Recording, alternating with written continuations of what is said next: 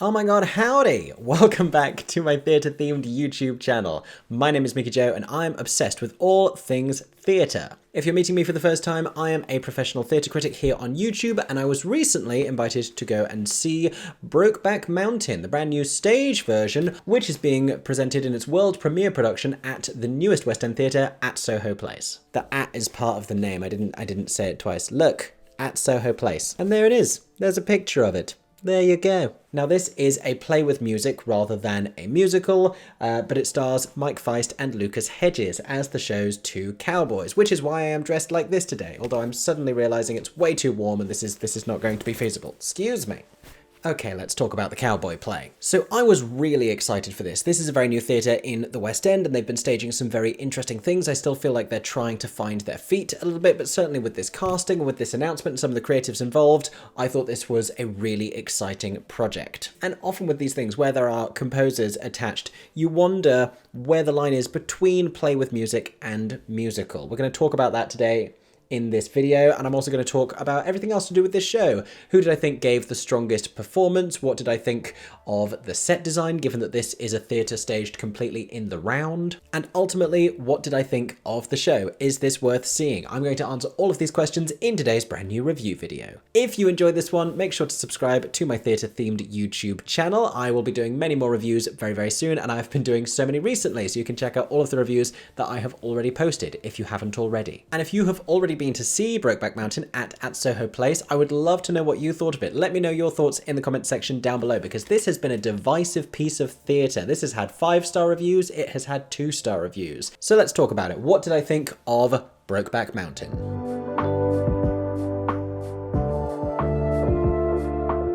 So like I said, this show describes itself as a play with music. For the play part, it's written by Ashley Robinson, based on a short story by Annie Proulx, and the music has been composed by Dan Gillespie-Sells, the composer behind the popular musical Everybody's Talking About Jamie. Now, tying all of this together is director Jonathan Butterall, who recently directed the same show, Everybody's Talking About Jamie, both for stage and screen. So this is something of a creative reunion. And from its announcement, that's what really excited me about this show, but I became concerned when I found out it wasn't actually a musical, it was a play with music. And first of all, I want to tell you what that means. Now, this really is just a play, and what happens is there is a band in the corner and a singer, and they will sing very incidental songs that instill a sense of atmosphere but do not speak to the actual events unfolding on stage. The use of music in this is exactly the same as it might be in a film production. You will hear music underscoring the events of the film that kind of loosely tie in with the emotions of each moment, but they don't specifically articulate what any individual character is feeling.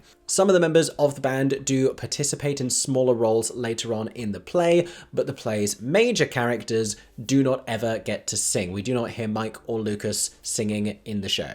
And aside from anything else, it's very physically removed. You have this whole playing area centrally in the middle of this in-the-round seating arrangement, and the band are put in one corner. Still visible to most of the auditorium, but very much removed from the stage. Now, this has its pros and its cons, because what this achieves is it instills a sense of atmosphere very, very well. We get location, we get setting, we get the feel of each individual moment. We are transported to rural America and lonesome mountaintops and dusky settings. Everything about this show's atmosphere is instilled brilliantly, but the issue that the script has that the music can't really help with in the way that it's being utilized is that we don't ever really articulate the emotions of any of these characters particularly clearly, or particularly effectively, or particularly dramatically. This is a one-act play. It runs for approximately 90 minutes, and it runs through a decent amount of history in that time. We are jumping through many years, but the scenes themselves feel incredibly short. I would be fascinated to get a look at this play script, just because there are so many scenes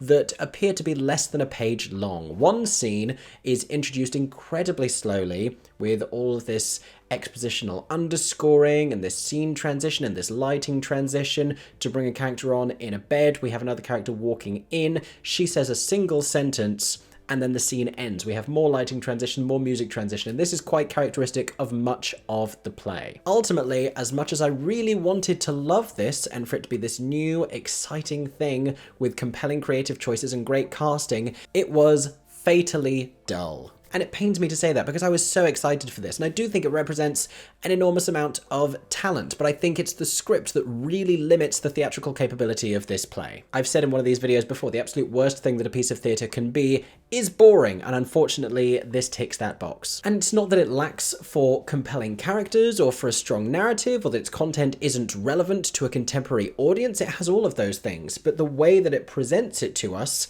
is just dull. Let me tell you a little bit more about why that is.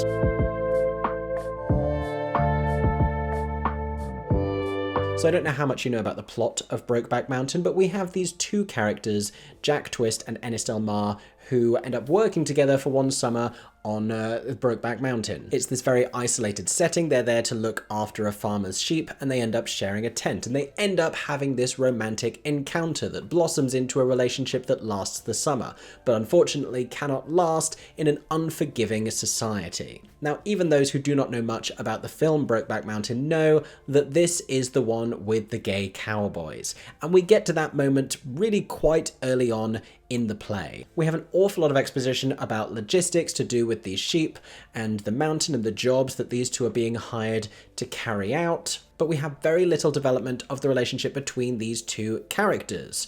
One of them is a little bit more forthcoming, the other one is reserved and stoic and awkward, and they don't really have that much to say to each other. Their conversations are stilted, and we run through a couple of days in which they don't really have that much to talk about. Certainly, I'm not picking up on any sexual tension. If there is any, then it's incredibly thickly veiled. Maybe I just don't know enough about cowboys. Perhaps it was all there in like a cowboy code. But startlingly quickly, with almost no development of their relationship or indication that this is going to happen, we arrive at this moment where they're enduring a very cold night's sleep, and Jack tells Ennis that he just needs to come and join him in the tent, and then they have an amorous liaison in the tent. And I almost got whiplash from how quickly this turned from no conversation whatsoever between these two characters into like fully banging in the tent. Like, it's not that I didn't see it coming. I knew that it was going to happen, but I was certain that there was going to be more leading us into that moment. Like, where was the sexual tension?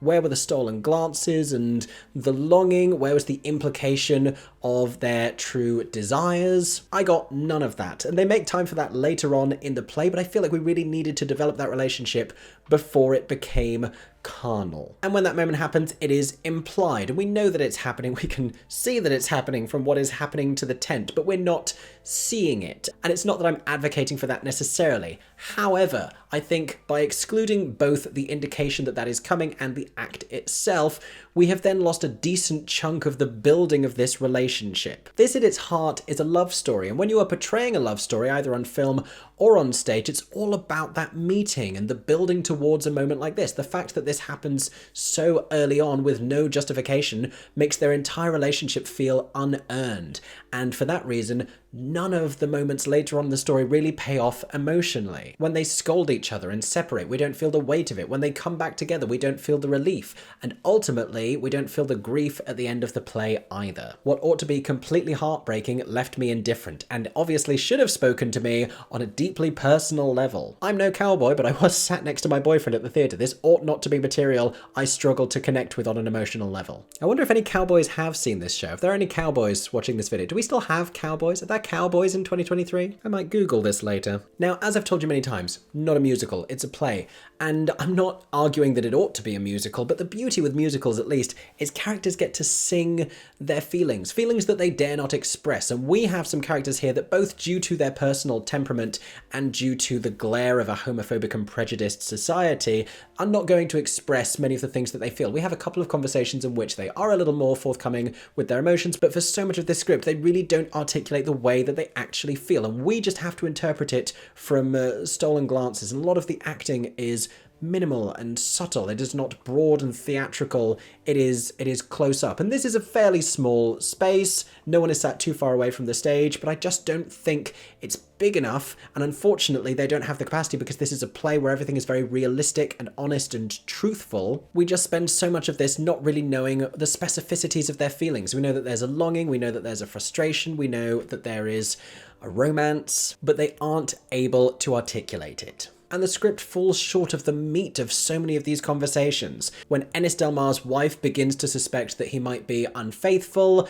and they have a series of loaded exchanges going on for several years, it always stops short of the most interesting and necessary parts of those conversations. So much is alluded to and suggested at throughout the play, but we never really talk about it, and that can be very frustrating for an audience. I don't think a satisfying script can lean so heavily on implication alone. And there are other reasons why I think this left me disinterested. I think the way that we skip through the years at quite an accelerated rate, I don't think that particularly helps. But ultimately, I do think it all stems from the failure to properly set up this relationship or prompt us to really invest anything emotionally in this relationship. We feel quite separated from it because we weren't party to its initiation. That makes it sound like I want to have seen what happened in the tent. I don't need to see what happens in the tent. I just need to know where it's coming from. That didn't sound great either. Let me tell you what I did enjoy about this show. Gosh, this review is a minefield.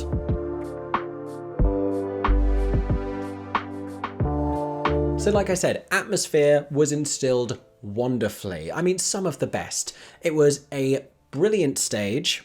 The set design was absolutely fantastic. We begin with an older version of one of these characters lying in bed, and then we have some of these set pieces descending to give way to a flashback to the past. He remains on stage for much of it, watching the younger version of himself falling in love, a love that we still see lingering on his face, alternating with regret and remorse. But the set design is by Tom Pye, who was also the costume designer in conjunction with brilliant lighting from David Finn. It's a real tremendous creative achievement. And it's a naturalistic and realistic set. We have grass and we have pebbles and we have a campfire that lights itself spontaneously and then goes out when it needs to. It performs very well. I hope they're paying an equity minimum. We have a little bit of weather. We have some tricks within the set that allow characters to appear on stage despite having not entered from any of the 4 entrances around the auditorium. I will say when that moment happens, it's a reveal of 2 characters in bed together and you can imagine which ones. And that's cool. It's very impactful that they appear suddenly in bed together. But what I think might be even better is if they were to walk into the bed, if we see that happening and then they disappear and we don't know prior to this that that's something that the set can do. If we just had them disappearing from the bed at the end of the scene, I think that would be a brilliant representation of this memory juxtaposed with the emptiness that lingers on. Because the memory itself fades and disappears, but the reality of a lonely bed lingers. And I have another somewhat less serious suggestion, but I do think atmosphere so well cultivated, and if we were to have just one sheep, just a single sheep, and it's been done before anyone questions me. I can't believe I'm actually suggesting this, but I think just a little bit of livestock on the stage at Soho Place. First of all, it would get everyone talking, and second of all, I don't know, I just think they reference sheep a lot in the earlier portion of the show, and it started to feel a little bit like Chekhov's lamb to me, honestly, rather than Chekhov's gun. If you're going to say sheep so many times, why have I still not seen a sheep? I think it would have improved from a sheep, honestly. What I will say is that the music from Dan Gillespie Sells is very authentic. It feels a lot like country music of the time. I don't think any of it was so impactful that it necessarily lingers in my mind, but that's not my favourite genre of music. I think it has this inherent lyrical richness and theatricality, but it also serves its purpose in this play, which is to underscore and underpin everything and give us vibes. It doesn't become the sole focus, and it's not particularly ostentatious for that reason.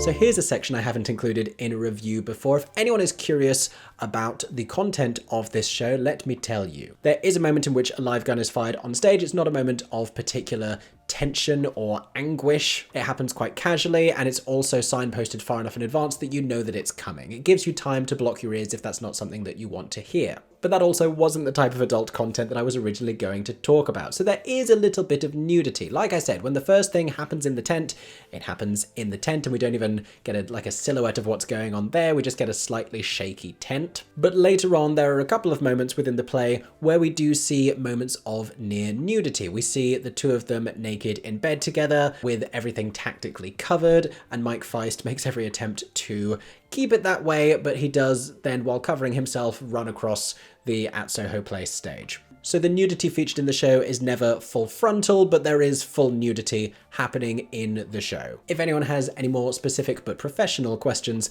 about content and nudity within the show, then I will do my best to respond to those in the comments section.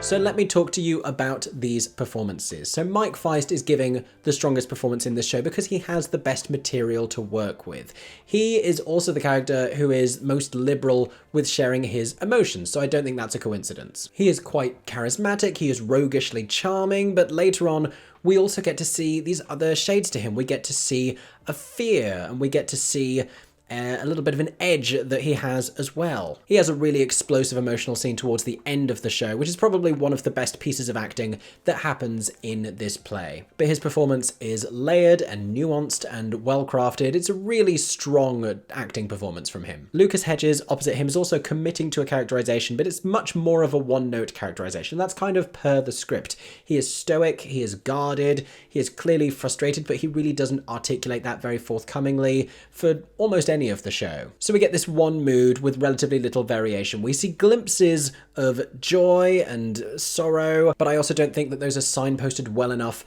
in his earlier scenes in the play for them to really make sense when they happen later on. I don't get why he's so excited to see Mike Faist when nothing that we've seen up to that point has prepared us for him having that perspective. And there are some members of the supporting cast that I would like to talk to you about as well. Eddi Reader is the balladeer, which means she is performing the music that is happening at the side of stage. She has a beautiful country singing voice, and she also plays Jack's mother in the very later scenes of the play. Emily Fairn plays Ennis's wife, Alma, which I think is a really interesting portrayal. I just wish that she had a little bit more material to contend with. There's clearly so much going on here when she sees this kissing moment and the way that that completely changes her characterization and her attitude towards her husband. Even then afterwards, when we see them again arguing about this after they've been divorced and she's remarried. There's clearly a prejudice there and a disgust and a lingering resentment, and I really just wish we could get more to the meat of it, but she does very well with what she has. As does Sophie Reed, who plays Lorene. Now, she really only gets one scene. She sings backing vocals with the band at the side of the stage, but she is then drawn into the plot via a telephone conversation. And her acting in this, I think, is